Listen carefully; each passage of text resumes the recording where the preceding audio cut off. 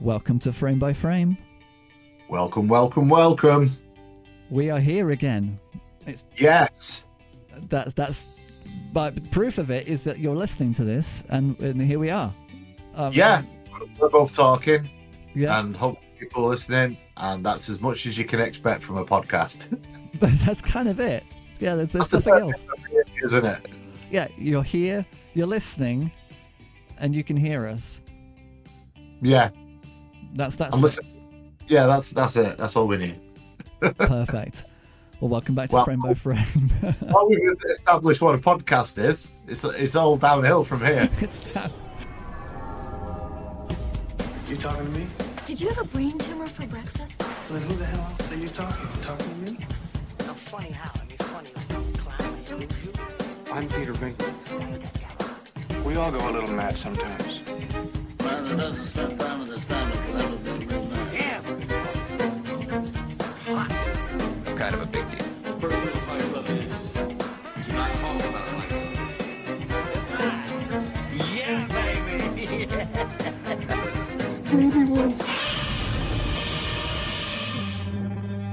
You want answers? I think I'm entitled. You want answers? I want the truth! You can't handle the truth! Time to delve into yet another special episode. 1993 is the year. 1993, it is. We didn't think we'd make it, but we did.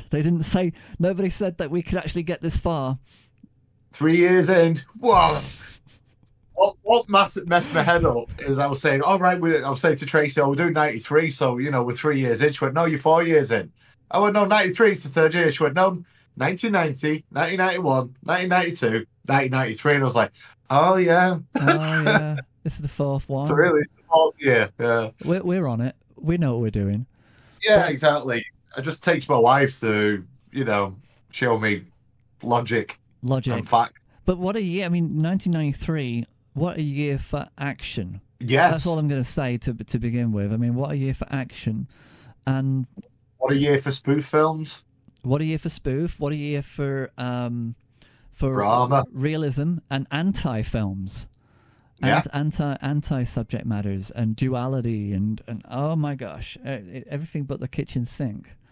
Yeah, well, you already made me think that your list is going to be way more highbrow than mine is, but okay.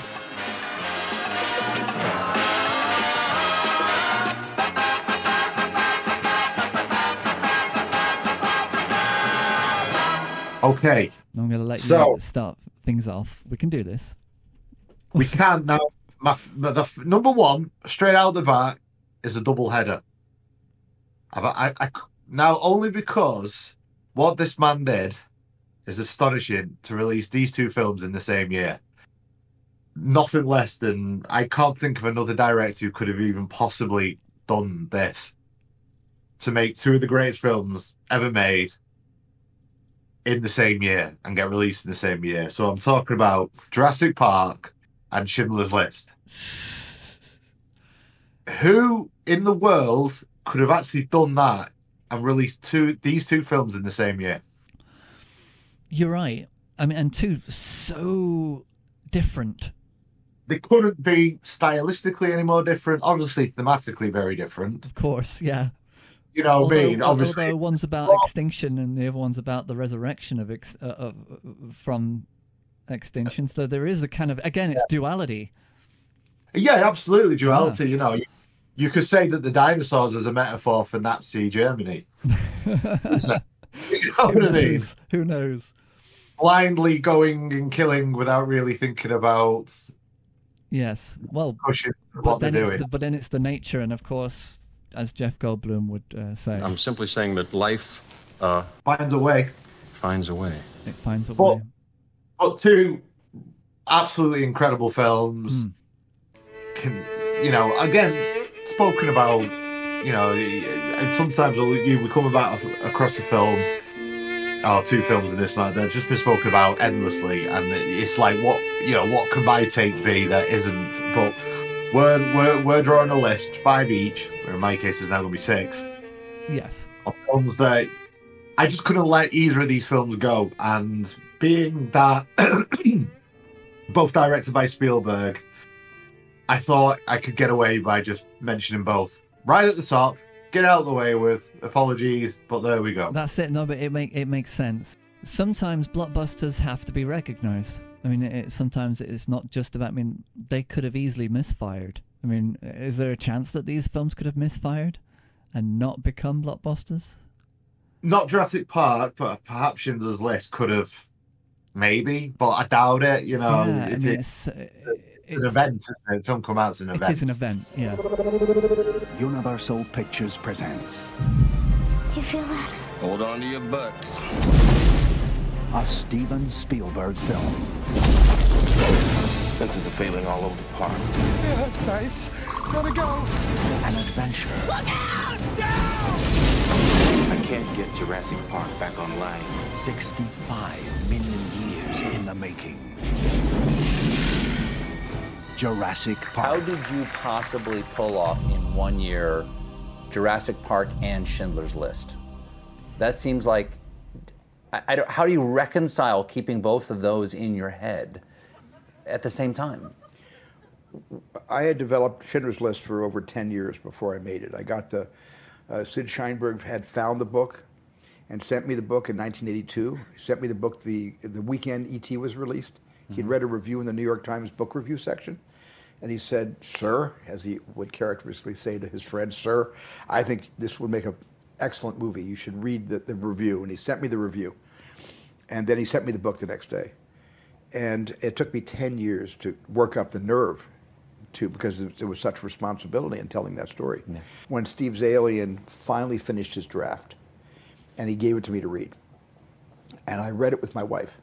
We passed pages to each other. And I knew when we got to page 167 that I had to make the movie now. I had to make the movie because I didn't want to miss the winter in Poland. I didn't want to have to wait a whole year because they had to be shot in the snow. And so I basically called the producer, my co-producer on Jurassic, Kathy Kennedy, and I said, I gotta jump ship. I gotta make Schindler's List. And don't ask me why, I just have to make it right now. How far along were you in Jurassic Park? I had edited the whole film, and all that was left was mixing and color correction and sound effects editing. That was left. And so Kathy took over the production, and I asked George Lucas if he would supervise the dub, and George came in and dubbed the picture for me. It's nice to have George Lucas as a friend at that moment. As a best well, friend. I remember reading an interview with Spielberg, and Spielberg going to Kubrick and saying, "I can't make this film. I just can't do it. It's too heavy." And Kubrick saying to Spielberg, "No, you're the only person who can make this film." And it was Kubrick who convinced Spielberg to actually do it. Keep doing it. Take it on. Yeah. But, which I think is kind of beautiful. It's astonishing. They tend to be the generation that, I mean, our parents are the generation that kind of hopefully missed a lot of that crap. Yeah. And yeah, the very privileged. I mean, I to be 70 years old now is to be winning, to be 80, to be 90. My gosh, to actually having gone through all of that is incredible. So yeah. And you know, Jurassic Park as a film itself is just, no one had really seen that before. That's it. You know, and it's you know, Spielberg's the master of event cinema, isn't he? Or at least he was. You know, your Spielberg films coming out, it's an event. Anyway, what's your number one? Well, going right down to the emotions are going to be high no matter what, I think, for this podcast because of the timing. But Three Colors Blue is my first. Vous montrez quelque chose de ce que vous avez composé? Sur un violon? Les altos.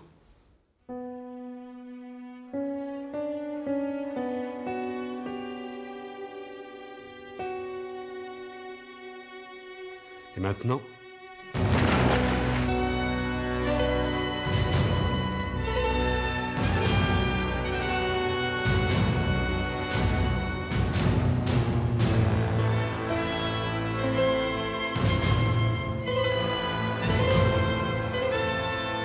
Attends, peut-être plus léger, sans les percussions.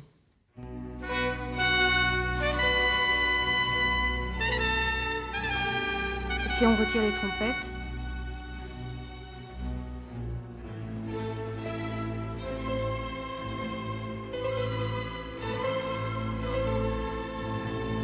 Non, non, non, on en garde une.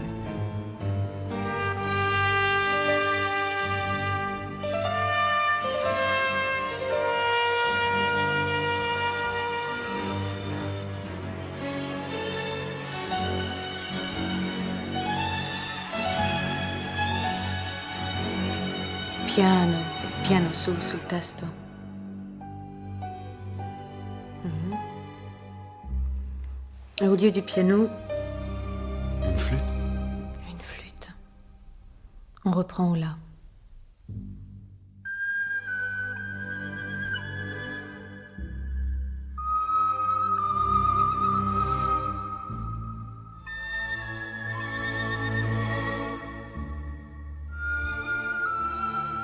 Now, this is where I got confused, because I thought the Three Colors trilogy came out all in the same year, and I was going to do a triple header. But then I realized that White and Red are in 1994, so only Three Colors Blue came out. Now, Three Colors Blue is Krzysztof Kieślowski's final trilogy. He is a Polish director who decided that for his last film he would make the most incredible trilogy that has ever been made. I mean, if you think that Star Wars was a good trilogy, forget it.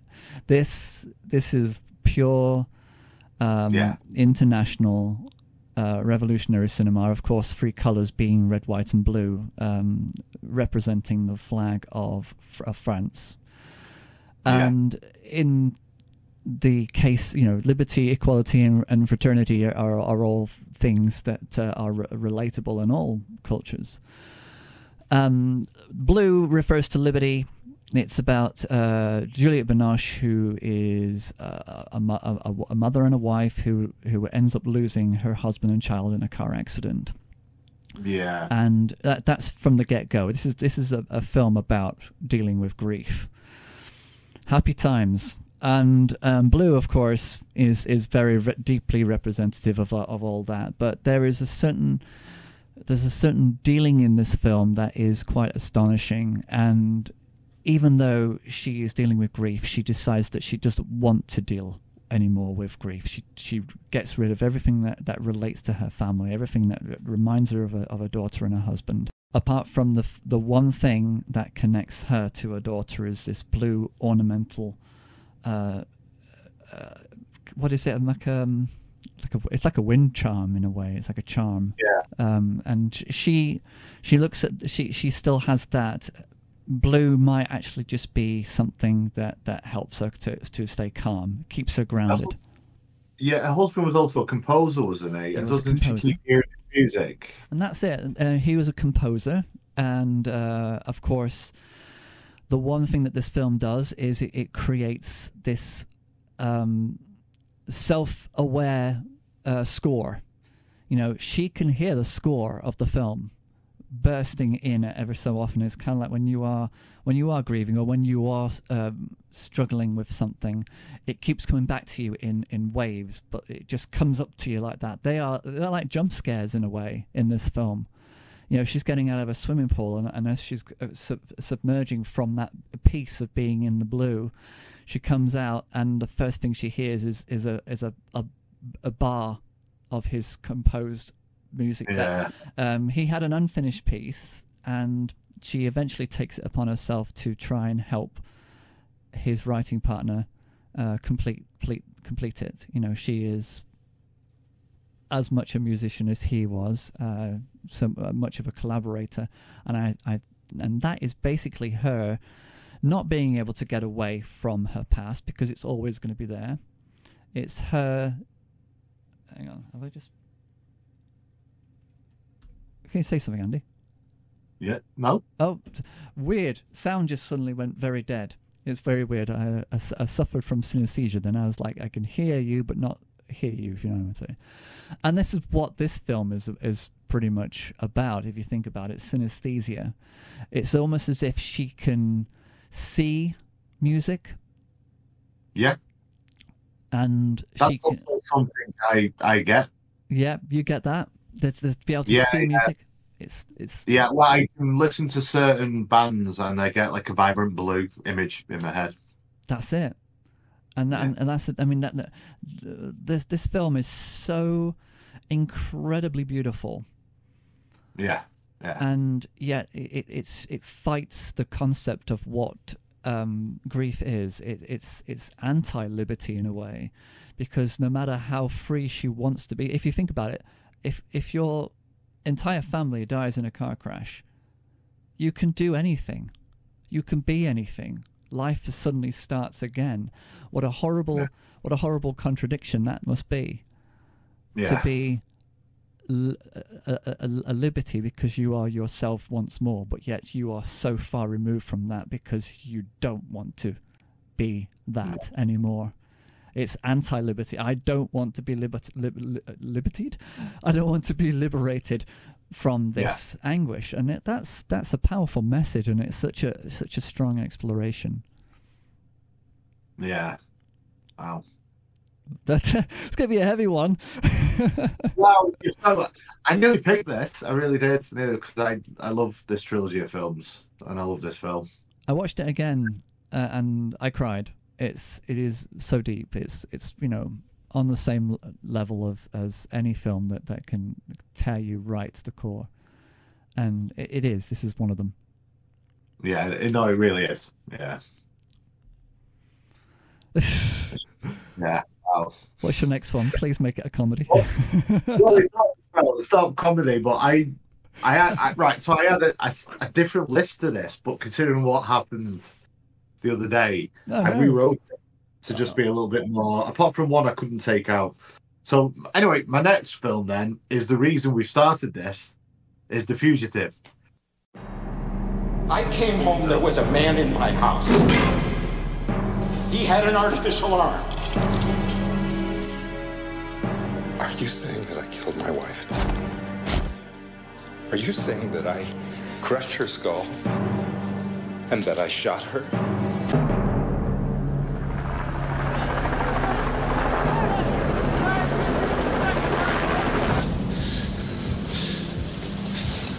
All right, ladies and gentlemen, listen up. We have a fugitive that's been on the run for 90 minutes. Average foot speed over uneven ground, barring injury, is 4 miles an hour.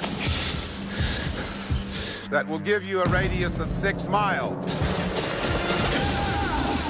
What I want out of each and every one of you is a hard target search of every gas station, residence, warehouse, farmhouse, hen house, outhouse, or dog house in this area. Checkpoints will go up at 15 miles.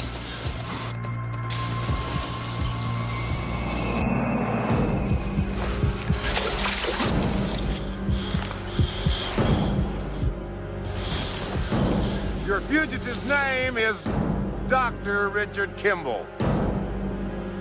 Go get him.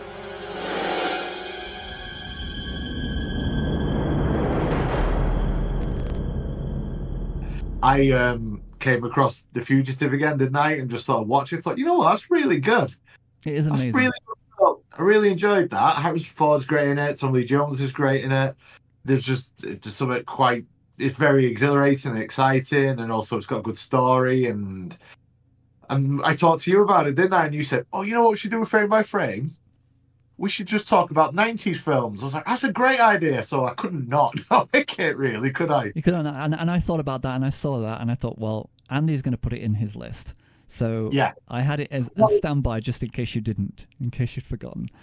Well, when it came to Three Colours Blue, I was going to put it in, but I thought it felt a bit heavy because of what happened the other day. And I thought, I bet Stephen picks that. So I didn't put it in because I was really shouting with myself to put it in or not. And I'm glad you did put it in because I kind of wish I'd talked about it. But yeah, so my second is The Fugitive. There you go. What can you say? It's he won the Oscar for it, didn't he, Mr. Ford? He did. What a weird. Harrison Ford didn't win it. Tommy Lee Jones won it. Tommy Lee Jones won it, yeah, of course. Yeah. Harrison Ford, he just didn't cut it. Unfortunately, no. He never seems to kind of break. He's a very good actor. He cut his beard off. He did cut his beard off, which was necessary for the story. Yeah. But it had the one-armed bandit in it, and that's a David Lynch trope. Yeah, absolutely. So what goes around comes around, eh? And yeah. But yeah, it's a great film. What do you mean? It's like action. It's exhilarating. You know. Yeah. Tracy never seen it before. Tracy was at the edge of her seat like that watching it, so she really loved it. And yeah, it's a good film. It's a great film. Well, again, it's another one where what more can you say about it hasn't been said before, but it's got some iconic scenes. You know, obviously jumping from the dam and all that. You know, it's a great film. Harrison Ford's great in it, man. I love what Harrison Ford has turned into now. When he's being interviewed, he's such a curmudgeon. He's funny, but he's so playing it up. He plays that up really well. Yeah, of course he is. And I just love the guy so much. Yeah. You know, he's so, like you say, he's so funny, quick-witted. He's brilliant. Love the guy. And so it was a great... I mean, the 80s and 90s were great for Harrison Ford, of course. You know, starting with Star Wars, but I like his low-key films. I like the... let's see if I can actually remember any of them. Oh, no, it has to be one of your lists of one. It's my list of one. Frantic is probably one of my favorite ones. And again, it's a chase. And I'm just going to name one. Because there you go. He has many good films. Including Frantic. I just like he's been in what's it called? He's in a series at the minute about sort of mental health disorders and what's it called? Brett Goldstein writes it. It's America. Anyway, I don't. He's brilliant in it. Anyway, he's really funny in it. It's like a sort of dramedy series. But he's brilliant in it. He's great. He's really good. I think he's happy where he is. He's happy where he is doing what he wants to do. Well, what's that film he did with Anna Hesh? It was 7 Days, 7 Nights. Yeah, 7 days, 6 days, 7 nights. And everyone sort of hated on that, but there was something great about him in it, you know, and he was really funny in it, and that was a good film, and yeah, it's good. Yeah, it's good. Not everyone can be a hit, unfortunately, and it all depends on where. I think Anne Hesh at the time was being pushed into the media spotlight above that of the film because of her. Because apparently being a lesbian is a big deal. Well, apparently so. And it shouldn't be left as just being an ordinary choice, but. Wow. Weird, eh? Weird how the world works. But yeah, that did get in the way of that movie, and I think that's why it wasn't successful. But I hope nothing goes backwards, and then that those things start to become an issue again. No, we wouldn't. Who dreamed? I mean, we're supposed to be in a celebrated place of equality, aren't we? I mean, it's a wonderful thing. Yeah, we're all right now, aren't we? Yeah, we are. And so yeah, not as highbrow as you as usual, but again, you've got to be honest, haven't you, with yourself? Definitely. And so yeah, I've got them three out the way with. So good. What's your number two? My number two is A Perfect World. Oh, okay. When it came out on video for rental is when I saw it the first time, and I saw the trailers many times on other videos, and I felt as though I was the only person who's watched this movie. Okay. At the time, I felt like I was the only one who had the poster, the only one who had the book. I bought the novel, the soundtrack, everything that was, because I felt very connected to this film. And I think this is a Clint Eastwood directed film, and I think that it's one of those underrated movies that got just pushed under the rest. Me and you got a lot in common, Philip. Both of us is handsome devils. We both like RC Cola, and neither one of us got an old man worth a damn. 8-year-old Philip Perry has just been taken hostage. Are you gonna shoot me? Oh, yeah. By the most dangerous man in West Texas. Put the gun down, old timer. You couldn't hit me anyway. Probably shoot the boy. Get in the car, Philip. This could be his lucky day. That's my car! Complicating law enforcement attempts to apprehend him, Haynes is believed to have an 8-year-old boy with him as hostage. This is not a penal escape situation. This happens to be a manhunt. You know, Philip, you have American right. Eat cotton candy, ride roller coasters.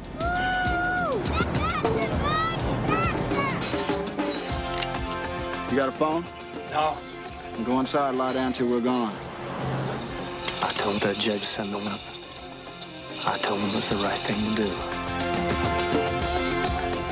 Kevin Costner, You're not bad, are you, Butch? Oh, yeah. Clint Eastwood. At least now we know who's in charge. In a new film by Academy Award-winning director, Clint Eastwood. You ever ridden in a time machine before? Out there, that's the future.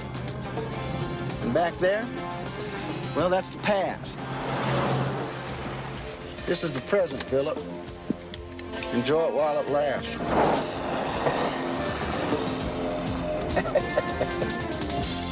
A Perfect World. Kevin Costner is incredible in this film because he's often seen as being the good guy in most movies, but in this one he struggles because it's almost like a quantum leap moment where it's like I have to be a bad guy now, but really deep down there's something good about me, and I'm trying to figure out what that is. Yeah, and I mean, he's an escaped convict, isn't he? He is an escaped convict, and he happens upon a Jewish house where he goes in with his the guy. Laura Dern. Yeah, she's in it. But the thing is, Kevin Costner's broken out with this other douchebag criminal who is a psychopath. Kevin Costner is not. You know, there is a path of redemption that he is seeking, but unfortunately, because he's with this psychopath, it starts off with a kidnapping, and that kidnapping basically becomes a federal issue, and that's how they get the hardened cop, well, not cop, sheriff, ranger, government official, FBI, everybody chasing after Kevin Costner. Yeah. And Laura Dern is the criminologist who's kind of trying to, she's treated with a lot of disrespect, very similar to Dirty Harry treats his subordinate female co-workers. There's that sexism that's been battled with, and that idea that she's just a woman, she should be behind a typewriter, she shouldn't be out there doing field work. But she gives them a run for their money, and she changes their opinions and their attitudes.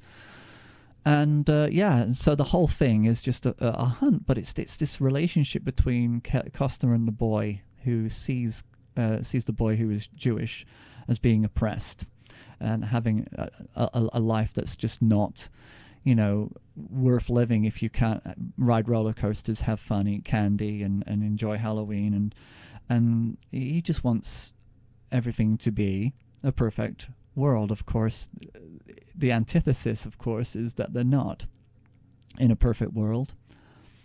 Things that are friendly are not friendly. The boy likes to dress up as Casper in this film, and of course, ghosts are scary, and also it's Casper. Yeah. There's everybody was afraid of Casper, and so there's all this symbolism. It's really, really clever film, and I love it. The kid's called Philip, isn't he? Yeah, Philip. This is the present, Philip. Enjoy it while it lasts. I thought his parents were Jehovah's Witnesses in the film. They're Jehovah's Witness. You're right. They're not Jewish. They are Jehovah's Witness. I remember now. Oh, right.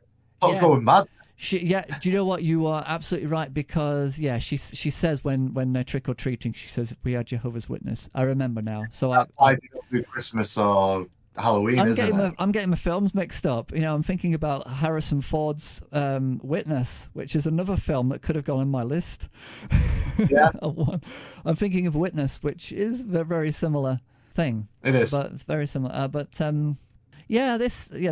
Amish. That's not even Jewish. Yeah. I was like, it's all the same. No. Only the name changes. That's terrible. But no, I'm getting everything mixed up. But yeah, I like I say, this is just one of those films that I felt was just missed. Nobody ever talked about it.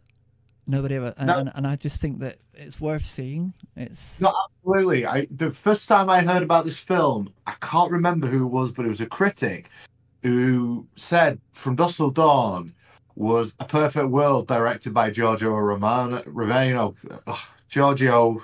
Romero. Romero. Joe Romero. We're all over the place, man. And I was like, well, I like him. What's this perfect world film? So I sorted out, watched it, and I thought it was a really great film. And you're right, it's not a film that gets talked about a lot.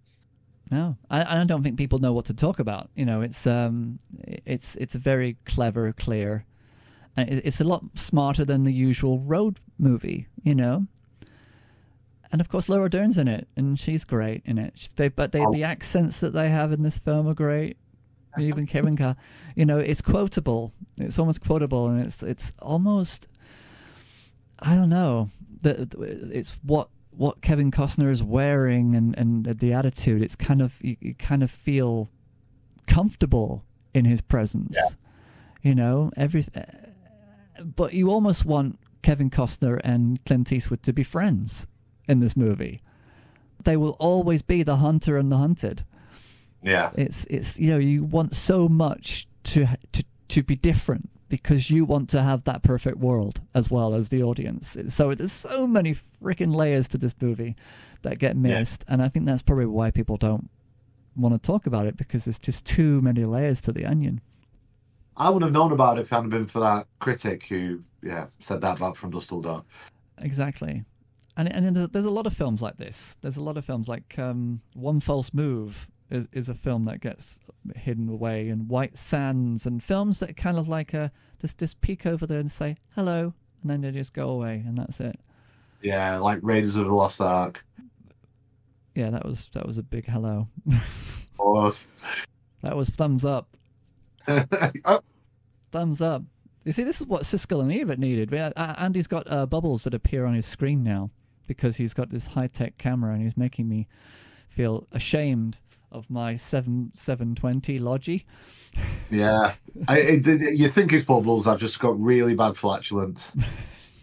My stomach's been upside down ever since the other day, so there we go. Yeah. Oh. So anyway, Andy, your next one. Right, my number 3 is What's Eating Gilbert Grape. Whoa.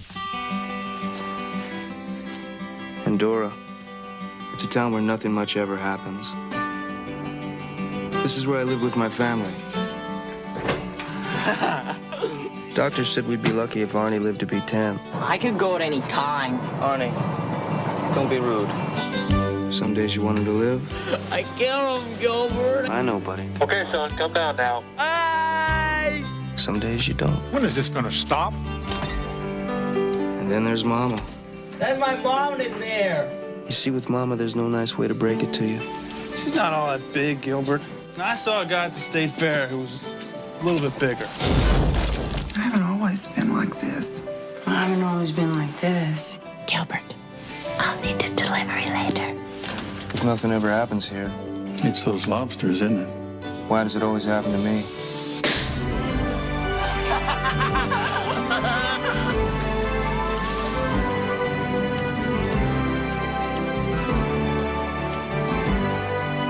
Sometimes I just want to stick her head in the oven and turn on the gas. I got nowhere to go. Gilbert, please don't disappear. We're taking him in. We've warned you. We've warned your sister. They say there's a reason for everything. My son! Give me my son! Maybe someday I'll figure out what it is. Oh, look, it's a praying mantis. You know how they mate? The male will sneak up on the female, and she'll bite off his head, and the rest of his body will keep on mating, and then when they're done, she'll eat him.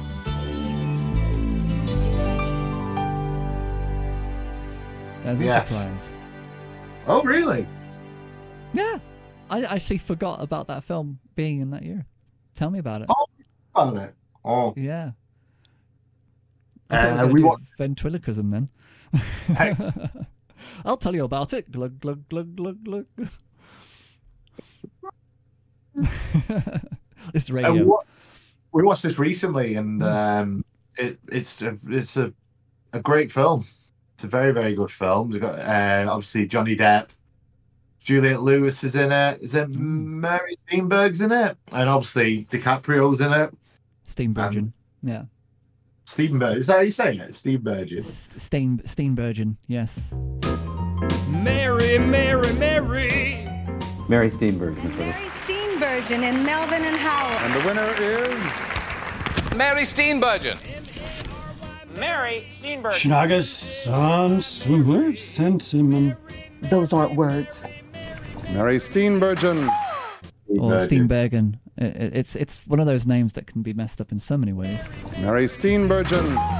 Mary, Mary, Mary. Mary Steenburgen, who is incredible. What do you think of this film? It's been years since I've seen it, and it's just one of those intimate dramas. And Leonardo DiCaprio is incredible. You can't really say much because it's just the lives of these people in front of you, and you just.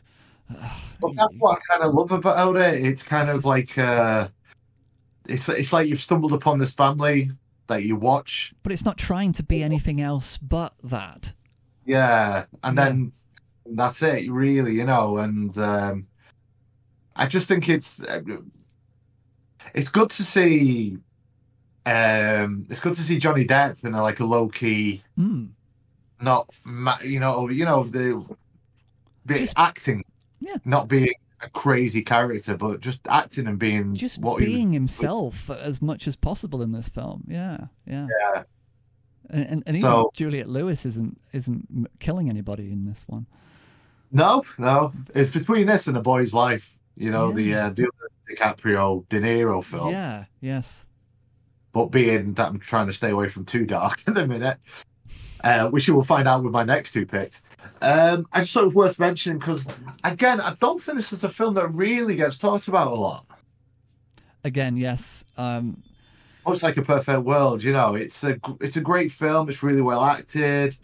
It's not gonna change the world, blow your mind, but it's really well done, and it's nice to be with these people for a bit and watching their struggles and just seeing a little bit of. It's kind of middle America as well, isn't it? Yeah. So it's a slice of life story, and then that's, sometimes it's the best kind of story. It's it lets you go in there, and then you come back and you're yourself again, and it's like, oh, and you wonder. I hope things are going well for them still.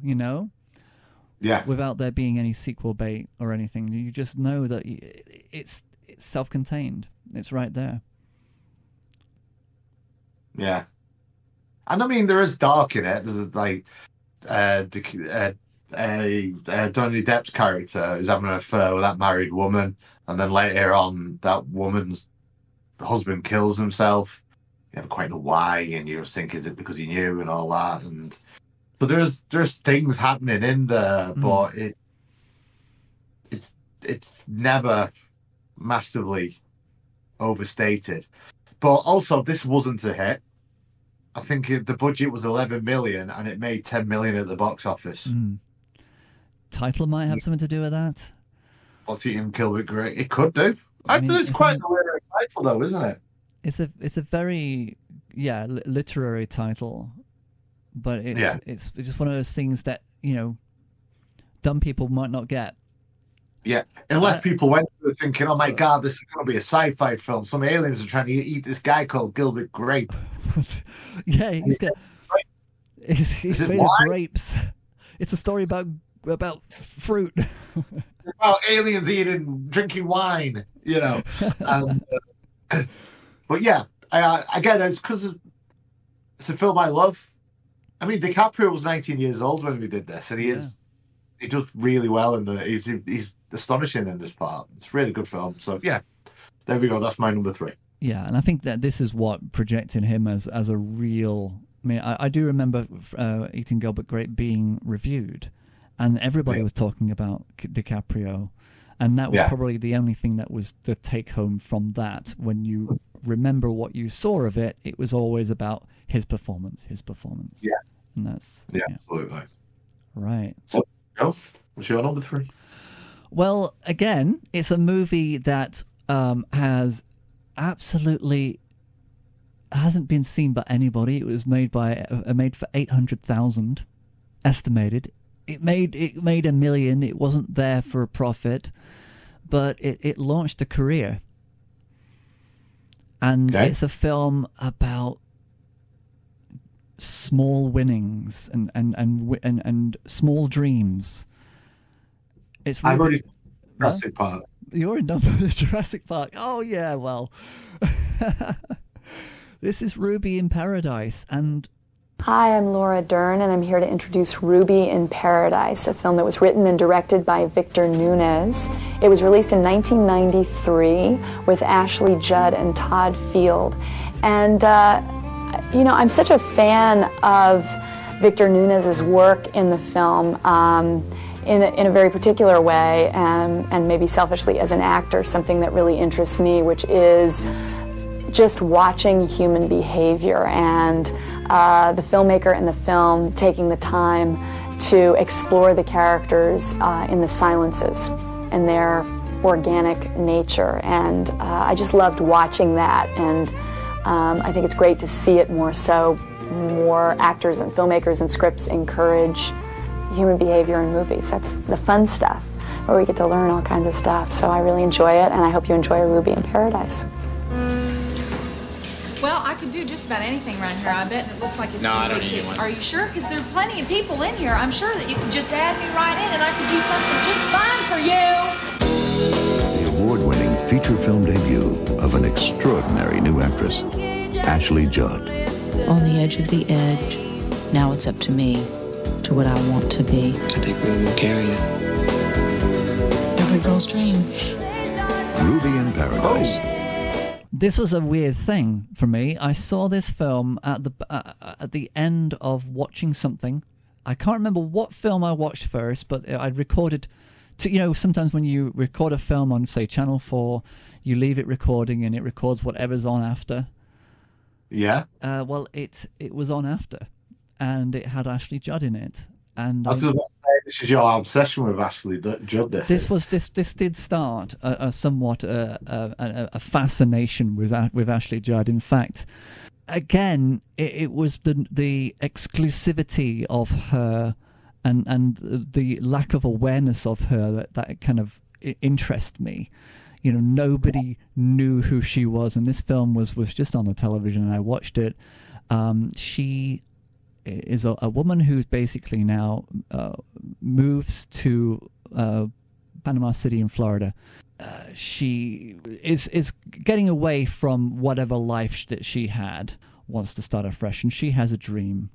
After her mother dies, her mum dies, and she leaves. Everything that she left behind in Tennessee was just not worth staying for, and there was but the thing is, her dream is to own a shop and to run a shop and to be happy, just living a humbled life, and that's all she wants. And she basically achieves that from the moment she gets the job, and then the whole thing is about her learning to just be an independent woman, to be able to be a self-sustaining person.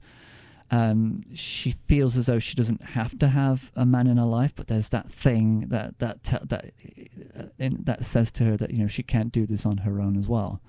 But it's an amazing story of independence, and yet it's so low key, and so it's almost like a meditation.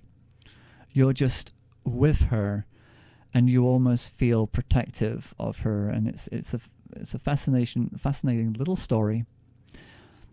And it's a story that doesn't go anywhere because it doesn't need to. It tells you that, your dreams don't have to be insane. Your stories don't have to be massive landscapes. You don't have to suddenly have a life-changing thing to make your life better or any more astonishing. Just being you, and just being, without that audience, without that drama. And that's what I kind of take from this. It's a personal drama. It's intimate drama. This is about the drama of not having drama. Yeah. And again, I've picked a film that is very much it's anti-drama. And yet that's what it is. It's exactly that. And I think that 1993 seems to be a film that likes to turn in the films of 1993 seem to be films that turn themselves on their heads, play with duality, look at the things that we fear. I mean, this is a film that says it's perfectly acceptable to just be you. Yeah. To just be that. And it's a lovely, simple story. And it's but it did have an effect on me. Yeah, well, that's great. I think what's pushed down your throat a lot growing up is you have to. It's all about earning money, and it's all about having these great jobs and having a big house and having material possessions and all that. Yes, but that's not what life's about. If you work at a shop and you love working in a shop, and that's what you do, and you have a small little place and you're happy, what's better than that? There's nothing better. It's about just being content with what you've got in life, I guess, isn't it? Yeah. But that's a great choice, man. That's really, really good. Yeah. Right, so you ready for my little curveball here? Number 4. You ready? It's a Mike Myers film. Oh, happy. But it's not Wayne's World 2. Oh. No. No. It's called Oh, I Married an Axe Murderer. Woman! Whoa, man! Whoa, man! Charlie Mackenzie has his poetry, This poem sucks. his family, Heat! Move! Look at the size of that boy's head. Shh. Gotta give the boy a complex. Oh, Well, that's a huge noggin. and most of all, his fears. I broke up with those girls for very good reasons. Oh, really? Yes. What about Pam? She smelled like soup.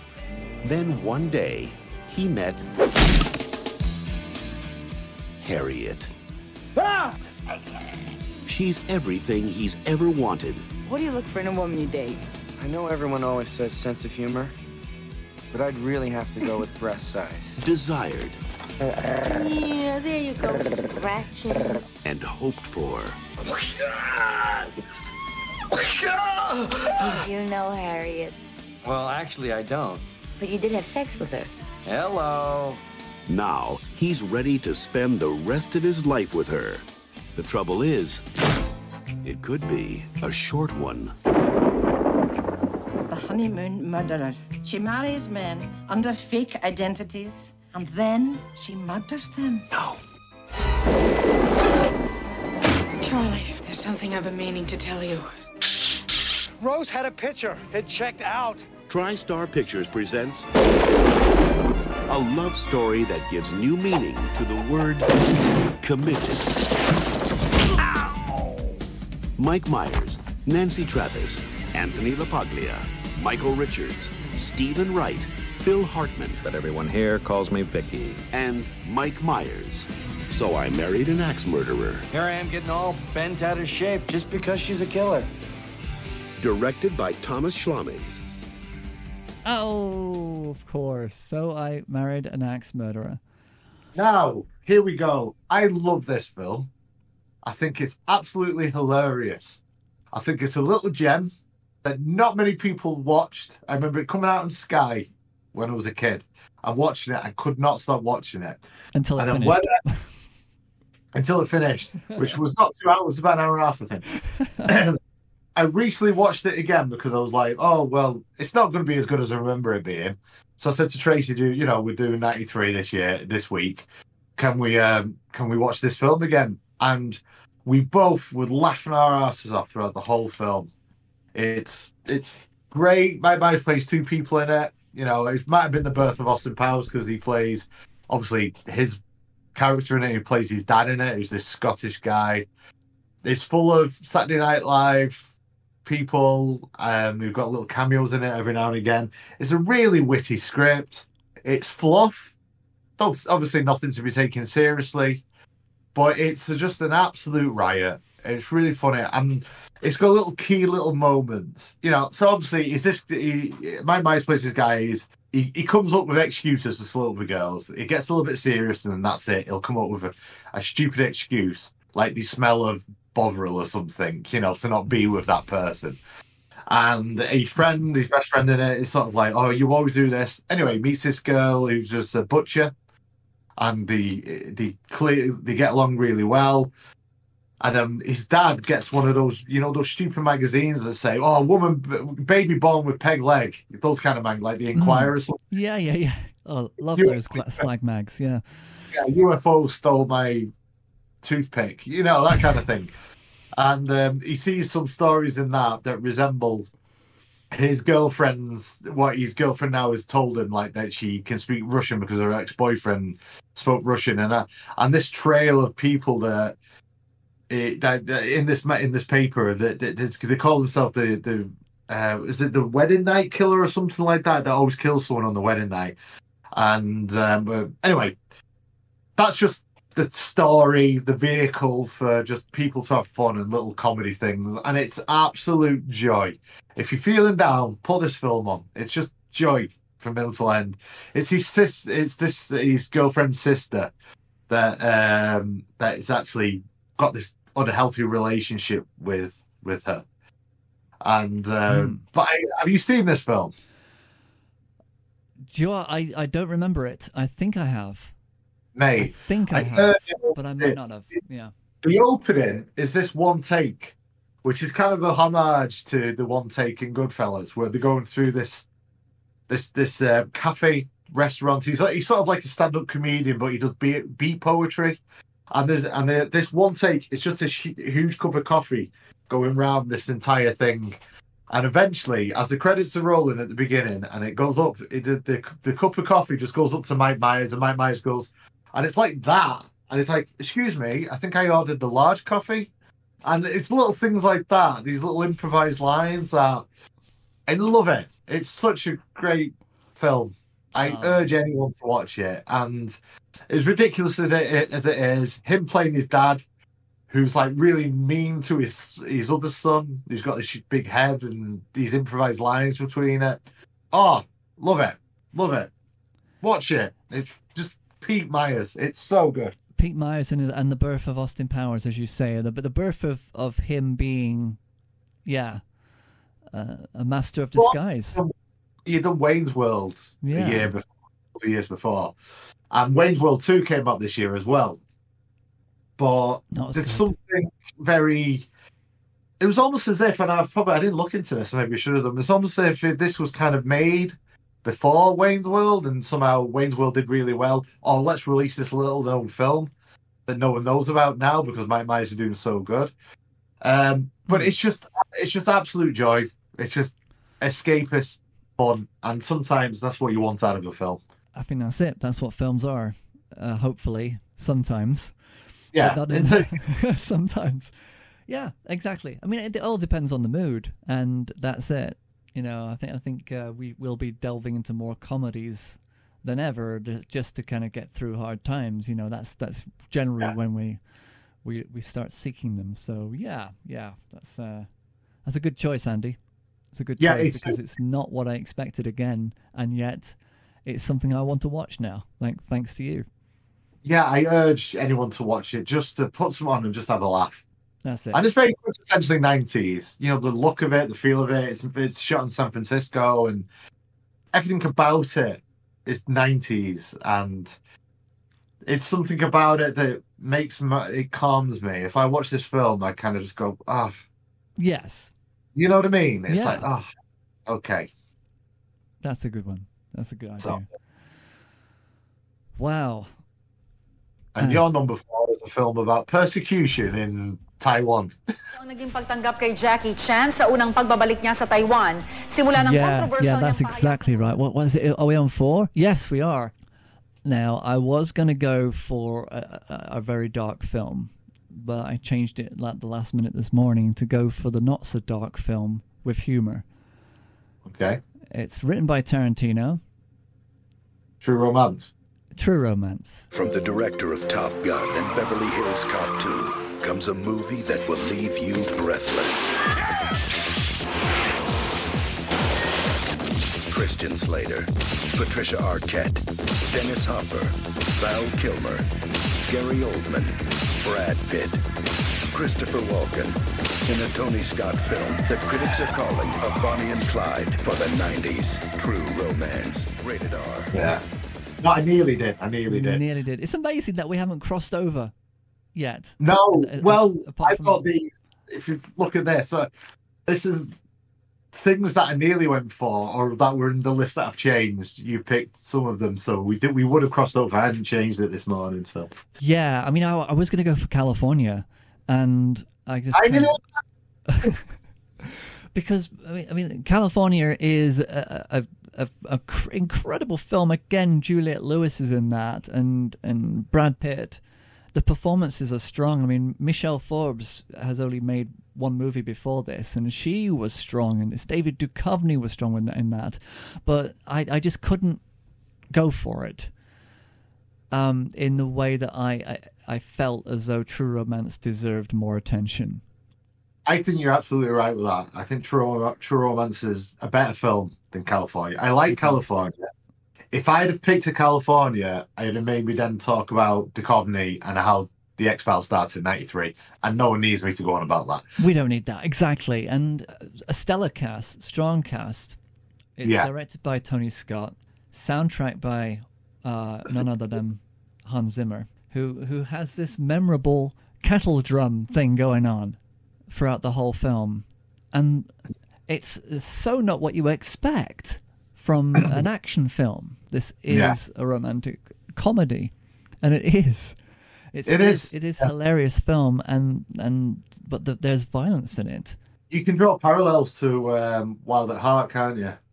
Very much so. The Elvis thing as well, because doesn't he have a chat with Elvis at the beginning of the film? There and it is. That seems to be kind of thread through. The whole idea of Elvis and was it The Wizard of Oz for that one, and this seems to be pure. I mean, Elvis is played by Val Kilmer in this movie as well, which is, you don't really see him. They kept him kind of very hidden, like the alien in Alien. I think Val Kilmer had more screen time than the alien did. But it's just the whole vision of Americana in this film. It's kind of like going to one of those American diners, having a burger, and then chaos ensues. Everywhere he goes, chaos ensues. Yeah. And, isn't that what you just want from a movie like this? I mean, it's a Quentin Tarantino written film, and I mean, he must have been over the moon to have Tony Scott take this on. Yeah, well, he sold the screenplay to finance Reservoir Dogs, didn't he? That's it. So it could have been his own thing. This could have been a Tarantino film. Yeah. And luckily, with Tony Scott at the helm, it kind of is. Yeah. It feels like a Tarantino film, doesn't it? Doesn't it? Yeah. Remarkably so. And I think that's probably quite a compliment, really, to the writing. You can't pull... You could take the Tarantino out of the picture, but you can't take the Tarantino out of the screenplay. Is this there? Yeah. I was trying to make something a little bit more metaphorically clever then, but it didn't quite work. No, it works. I like that. Take the picture out of Tarantino, but you can't take Tarantino out of the picture. Maybe something like that. What a cast, though. Yeah. It's very Altman-esque. Okay. Dennis Hopper, Val Kilmer, Gary Oldman, Brad Pitt's in it, Christopher Walken's in it, Samuel Jackson's in it, James Gandolfini's in it. I mean, what a list! It's a really good film as well. Great film. What's astonishing about this is that it's a whole cast of men, and there's just one Patricia Arquette, and she still stands and delivers equal to all of them. I love her. She's such a fun. I mean, I don't know if anybody's ever watched the series Medium. She's such a comfortable person to be around in that series. Well, we're going to talk a lot about Patricia Arquette when we get to 1997, but we've got a while to go yet. She's got the goods. She knows what she's doing. So great. She's so brilliant. Yeah, she's very smart. And and Christian Slater, he did well in this. Yeah. Yeah, I can imagine it being cast with other people and it being a little bit different, but he's got that sense of not arrogance, but just going with that flow. There's not one moment where he kind of feels like I can't do it. I'm lost, or he didn't have this foggy moment where he just doesn't know what he's doing. He seems so certain about everything that happens. Yeah. Which is quite astonishing. Yeah. Which is quite good. It's fun. Yeah. True romance. Right, okay, well, my number 5 then, my last film, I went with Groundhog Day. Life has a funny way of repeating itself. Right, okay, well, my number 5 then, my last film, I went with Groundhog Day. Life has a funny way of repeating itself. Right, okay, well, my number 5 then, my last film, I went with Groundhog Day. I knew Life has a funny way of repeating itself.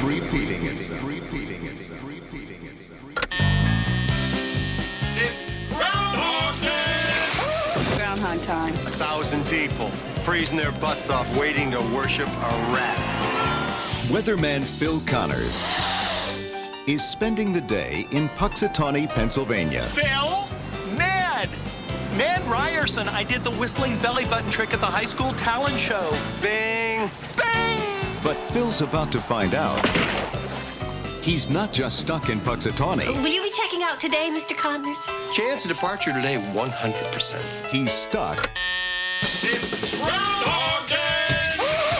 in Groundhog Day. I'm reliving the same day over and over. Phil? Ned Ryerson? Bing! Do you ever have deja vu, Mrs. Lancaster? I don't think so, but I could check with the kitchen. Well, it's Groundhog Day. Again? At first, he was a little anxious. Phil? What? Will you be checking out today, Mr. Connors? I'd say the chance of departure is 80%. But now, we could do whatever we want. he's discovering the possibilities. Don't you worry about cholesterol? Why? And living life like there's no tomorrow. Phil Connors! Ned! Because there isn't. I am an immortal. I have been stabbed, shot, burned, frozen, electrocuted. I'm a god. You're God. I'm a god. I'm not the god. He's out of his gourd. But to get what his heart wants most What are you looking for, Phil? A date for the weekend? means living this day over again till he gets it right. Believe it or not, I studied 19th century French poetry. What a waste of time. I studied 19th century French poetry. La fille qui j'aimerais. You speak French? Oui. Bill Murray, Andy McDowell, To the groundhog. I always drink to world peace. Well, what should we drink to? I like to say a prayer and drink to world peace. Don't drive angry. Don't drive angry. He might be okay. Yes! Life has a funny way of repeating itself. What did you do today?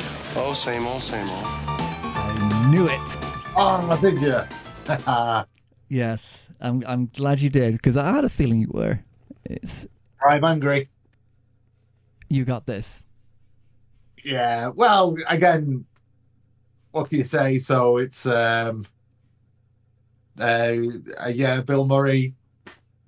If you say, if not his best, one of his best performances, where he doesn't seem that, he seems like he actually wants to be there.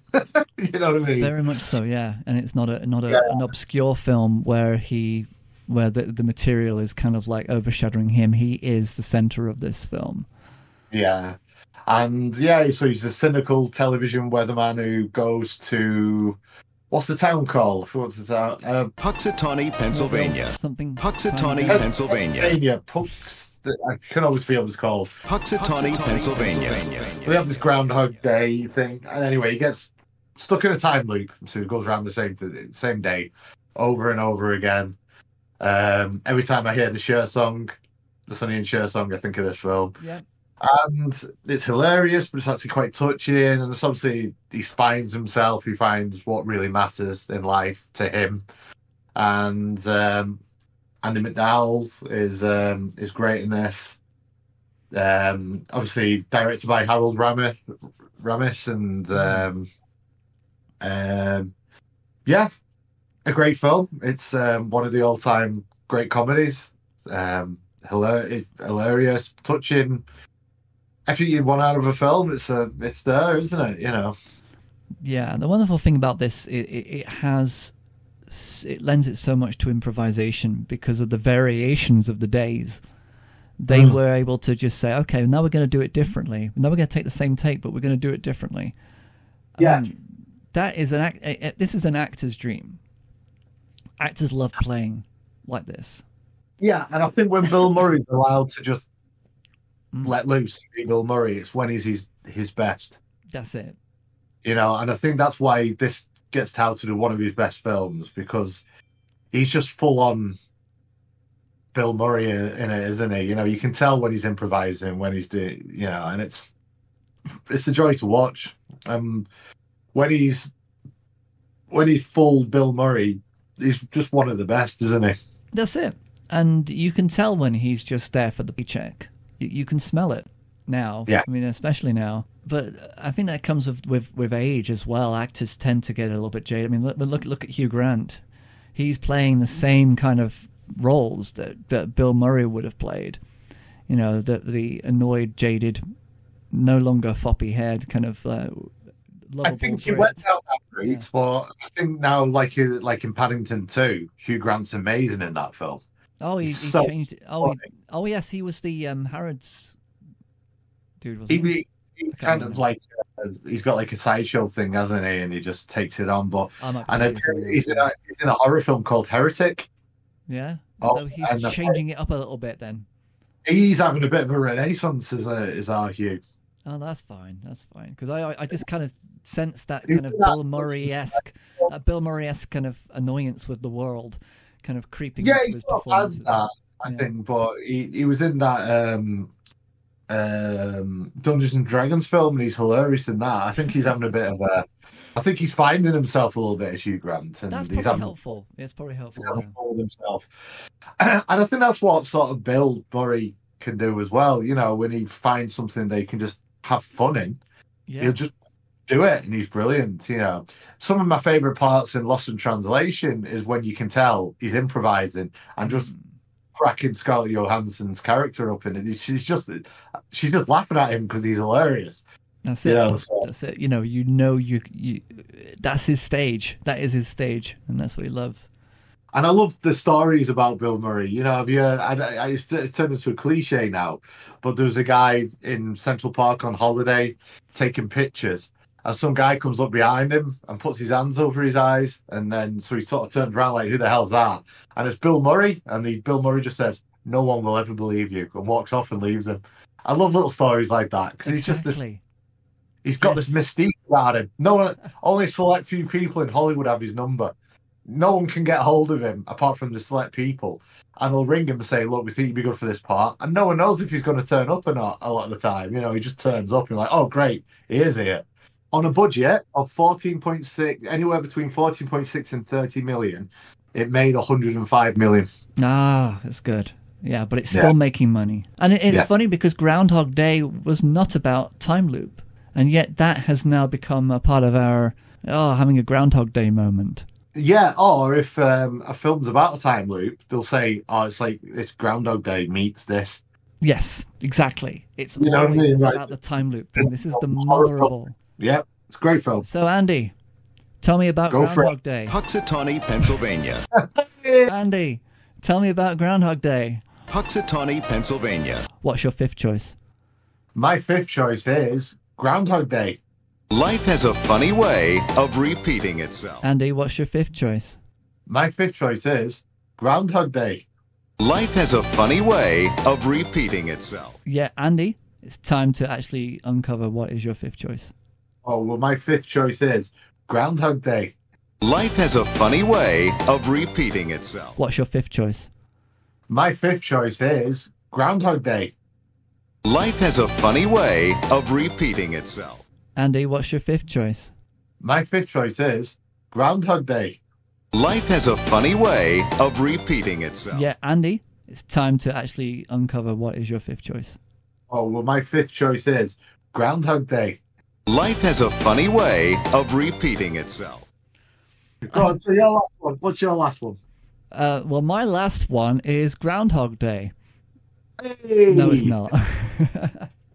My last one is actually, I don't know if you're going to get this one as well, because science fiction wasn't that strong. I mean, okay, yes, there was science fiction thrown in, mainly in action films, but not to the extent of this one. It's one of those UFO stories. Fire in the sky? In the sky. Is your name Gregory Thomas Hayes? Yes.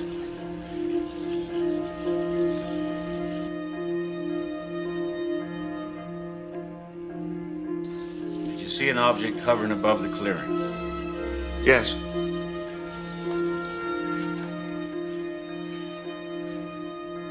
Was it saucer-shaped? Sort of.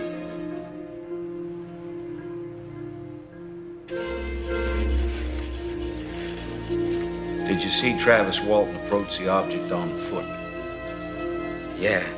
Yeah, I did.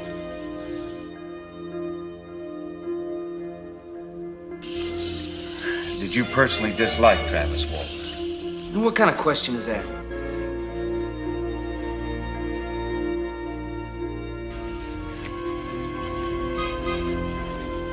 Did you or any of your crew murder Travis Walton? Absolutely not.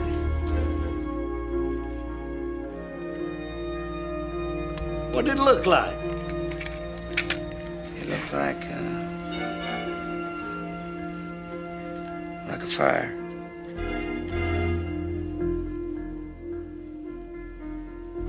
You expect me to believe that a flying saucer came down and took your friend away?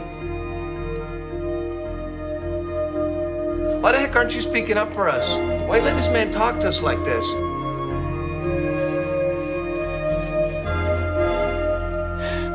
They took him. Yep. Travis Walton abduction film. Yes. Did you choose this one? I nearly did. I nearly picked no, it. of course not, because you picked for your fifth film was Groundhog Day. Right, that makes sense. So yeah, for my fifth choice, I have chosen Fire in the Sky. Yes. And it's got one of the most traumatic abductions ever. It does.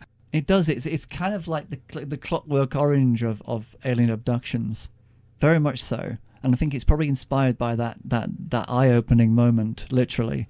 And I think that this film did a lot to the belief in alien abductions, and it did a lot to that community. This is the Travis Walton story. It's his alleged story of being abducted by aliens, whether it was true or not. Leaning on the fact that he was just drunk and naked in a forest and just didn't get home because of amnesia. Yeah. I'm kind of leaning towards that side of the story, because alien abduction might just be a little bit too far-fetched, maybe. Or is it? Who knows? Well, therein is the interesting part, isn't it? Yeah. This is very much a kind of in the line of a Stephen King TV movie. Yeah. The way it's cast, the way they act, the performances. There's a certain Stephen King-esque, TV movie. There is the sort of sheen on the actual film, the way it's actually made. Very much so. Yeah. Very, that TV quality. It's not got a cinematic look about it at all. Very much. Yeah. And to me, that kind of adds to the charm of it being rustic and low budget, and it's finely acted. I love the cast of actors that they pulled in for this. They're all very different. You've got the T-1000 in there. Yeah. Patrick. Good old Patrick. And name DB Sweeney. That's the one. Thank you, producer DB Sweeney, who as Travis, I think he does such an astonishing job. I mean, this inspired me. This really did inspire me, and it kind of inspired like the whole David Duchovny sidebender that you were going to go on, that X-Files feeling of what's out there, what's not out there. And the fact that this year was really lacking in science fiction extravaganza. I mean, Demolition Man aside, there was really not a lot to kind of hold on to. And I think this was just one of those things that changed my little life, definitely, especially as a video for hire. Provoked a lot of interesting talks with a friend of mine who was also into these kind of films. Likewise. Yeah, it's this really made me... Well, this film, obviously linking with the same year X-Files came out, just absolutely made me obsessed with this particular subject matter, which I still kind of am now. I still obsess about it endlessly. I think more so now. I want it to be true. To be true, and I want them to come down and start kicking butt. You know? Oh, yeah. It's like now that would be perfect. Now would be good. But when we have the American government literally said, yeah, there are these things, we don't know what they are. They change. They change direction, going about 800 miles an hour, and if there was anything in that, they would literally just splat against the wall, and that'd be it. There'd be pulp. So we don't know anything that can do that. But they're there, and everyone just kind of goes, "Yeah, okay, okay." What for breakfast? What's happening now? But no one seems to be taking it seriously at all. Yeah, the thing is, I mean, I'm a sponge, and anything that happens, I remember. I'm not somebody who forgets things and just pushes things under. I'm always the last person to leave the debate room, if you know what I mean. Yeah. You know, I would be there when somebody is sweeping the mess off the floor, going, okay, I want to finish this. Why is everybody carrying on as if nothing's going on? And I think that's kind of a big part of it. It's the same with people's theories of ghosts and all of that. They go to a house, they say, we've got activity. And then what do? They just pack up their stuff and go and never go back. But if you've got something, dedicate your life to staying in that one spot and recording it until, you know, that's what being a scientist is. That's what dedication to discovering what that means, you know. Do it. But everybody seems to just think, I've got it. Nobody believes me, so I'm going to move on and do it again. And yeah, I think this and the documentary Touched were the two things that kind of, you know, changed my ideas about what was possible. Yeah. And even though when it's made into a film, of course it's going to be sensationalized. I mean, Communion was probably a little bit more grounded in that sense of believability. With the abduction in Communion, it blurs the line between being a dream and not being a dream. You know, he's having fun with them, he's having fun, then all of a sudden they stick a probe where he shouldn't. He went, "Don't you ever do that to me again?" It all of a sudden becomes very serious. Yes. But with this, the abduction scene, they just go full blown. This is where all our money's being spent. This goes full blown horror. Yes. When it gets to this abduction scene, and it's horrible. It's horrific. If you think about it, this is about the same era of that the Roswell autopsy. Yeah, and that so-called and that video, I had to buy it because I wanted to know some. I don't know, and it's kind of weird, you know. You do feel kind of gullible at times, but sometimes it's just part of the fun. Is going for that ride and kind of like putting yourself out there as a believer, but then pulling back and saying maybe not. But this is a really good film, and when you make it based around a court case as well, it does become more grounded in reality and makes you take the subject matter maybe a little bit more seriously than you would.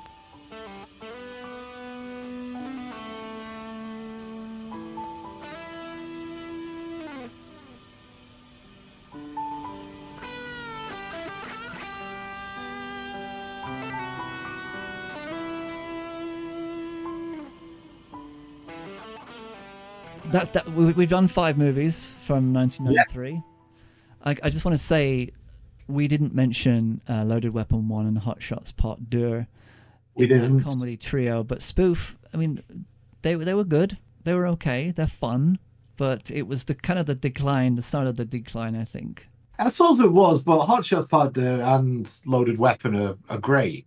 I really still like good, them. yeah, they're still fun. I mean, that Geronimo line in Hot Shots Part 2 was the first time I ever had Coca-Cola coming out of my nose. Yeah, it's hilarious. I was not expecting it. I was not ready for it. I was taken off guard, and I do remember that, watching that at home video. Yeah, I got both, and I watched them both in the same night. What I loved about it is I watched Hot Shots Part 2 because I loved the first Hot Shot so much, and I thought it was hilarious. And then I watched Loaded Weapon straight after, and there's a bit in Loaded Weapon where the Joe Pesci character is like saying, you know, I just want to talk about something. He's talking to Emilio Estevez. He's like, Charlie Sheen is doing Hot Fuzz, and you're doing this, because they're brothers. And I thought it was a really nice little I thought, that's really good. And he's like, this has got, and he's cutting some bomb wires at the time. He went, this one's got your name all over it, and he literally has his name all over it. He cuts it and he blows him out the thing, But I like that. It's just a little bit self-aware, And that's it. I think that this, like I say, was the start of the decline in a sense where taking film properties like Loaded Weapon 1 was great, but but after that it was Loaded Spy Weapon Hard. 1 before they make a sequel. I love it. You know what I mean? But then after that came Spy Hard, and I can only name one bad one because that would be a list otherwise. But you just have to say Spy Hard and Disaster Movie when you know that the direction that spoofs went. This was kind of like the last of the good spoofs. Those were the last two. It was because of what we've already said about spoof films. You need to love the source material to make a good spoof film. You need to love a disaster film. You need to love a buddy cop film to be able to make a good spoof. It's not okay to just go, oh, we'll take a piss out of this. Yeah, that's not enough. You need to love the material. Exactly. And honor it. The one thing I did want to say is that I passed on a whole lot of action films because I could not decide which ones to go for. So I decided not to choose any of them. Yeah, I very nearly went with Demolition Man because I've got a soft spot in my heart with Demolition Man. Yeah, but there's Tombstone, Falling Down, Rising Sun, which I do want to talk about. It's a great film. In the Line of Fire, Demolition Man, Cliffhanger. You talked about The Fugitive, and of course there's California as well. So there's a lot of those kind of films that we just didn't touch upon, but again, I think it's worth pulling them into another future podcast as to absolutely spotlight, because there's some good stuff. Yeah, there is. I very almost picked Cliffhanger, but John Lithgow didn't really do it for me in that one. He's not very good in it, is he? John Lithgow's He's fantastic, but miscast. But he's not good in that film. They needed something devious to go against, Sylvester Stallone, not somebody ridiculous. It's kind of like Under Siege 2. The villain in that, ridiculous, not fearful. But, and there's things that take me out of that film. They make him just take his coat off, and he's now just got a t-shirt on. He's got to climb up a Sub-Zero.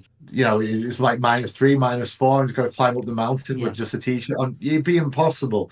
I remember, even as a younger person watching that, thinking, that just took me out of the film. Yeah. You just couldn't do it. You wouldn't do it. You'd die.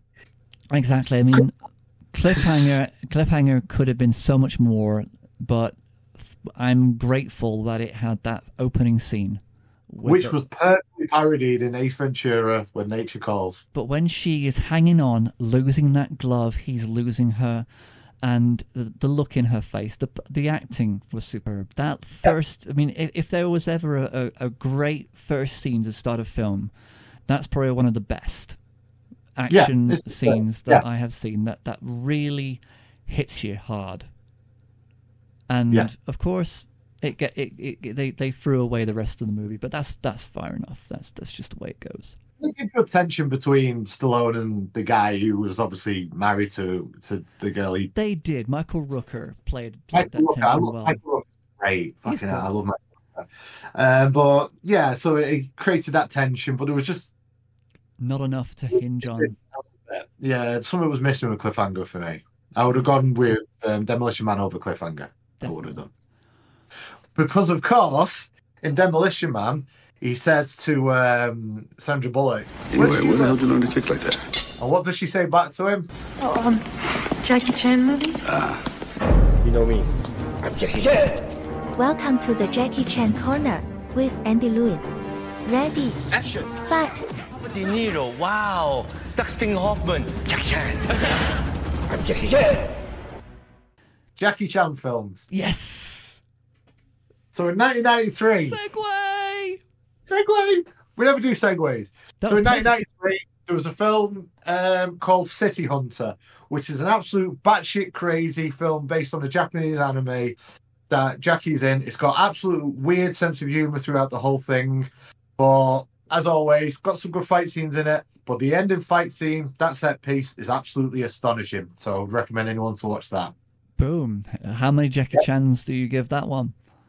Just purely on the last bit of being hilarious and absolute, what the hell are you doing? Stop doing that. Humans can't do that. There's a thing called gravity. I'd give it 4 out of 5 chans. 4 out of 5 The film chans. itself is not that good.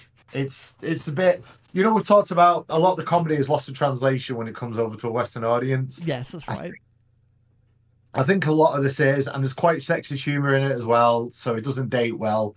But there are actually some strong women in it as well, I'd say. But when it comes to the ending part, he's just full on. It's great, and it's with Richard Norton in it, who's an Australian martial artist who made some good films in his own right, who turned up in a lot of Hong Kong cinema through the 80s and 90s. And he's fighting him in it.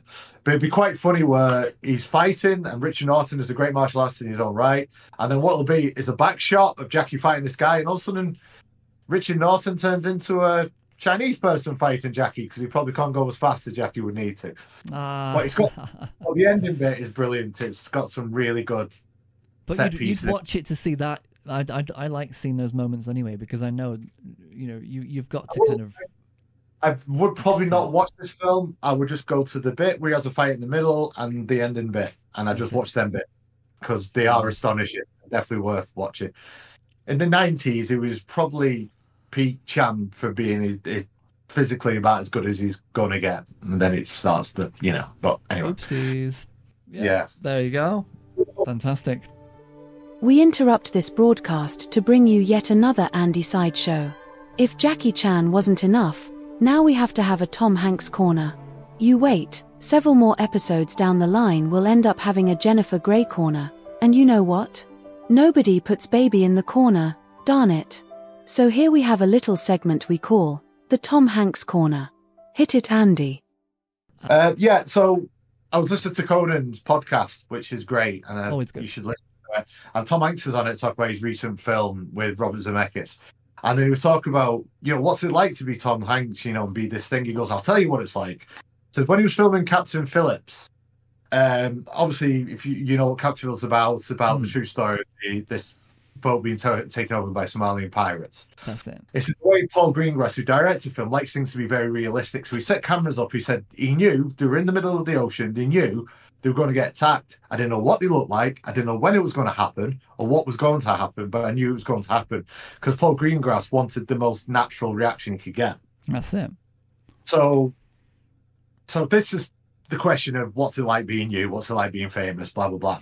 So he said, anyway, this boat turns up and he's like, right, here we go. And he goes, and these guys turn up and they're all like really thin, very scary, very tall. They've all got these AK-47s and none of them feel like to them they're acting. So they all really went for it. He goes, they're speaking a language they didn't understand. They're putting guns at the face. They were taking over the boat. And he said the whole thing went on for 25 minutes and was terrifying. He said at the end of it, he was shaking. He goes, he didn't know where Paul Greengrass, he knew he was on the boat somewhere, but he didn't know, because obviously he wanted it to be the most real thing ever. And he goes, and it ended, and he's shaking like that. And Paul Greengrass comes up and says, he goes, right, fantastic. What I want to do is this. I want to do this. I want to reshoot this bit. I want to, he wants to now do things from other angles. Now you had that initial thing. And Tom Hanks was shaking. And one of these Somali pirates, an actor, obviously, came up to him and whispered in his ear, went, I can't believe I'm in a film with Forrest Gump. And he said, that's what it's like being me.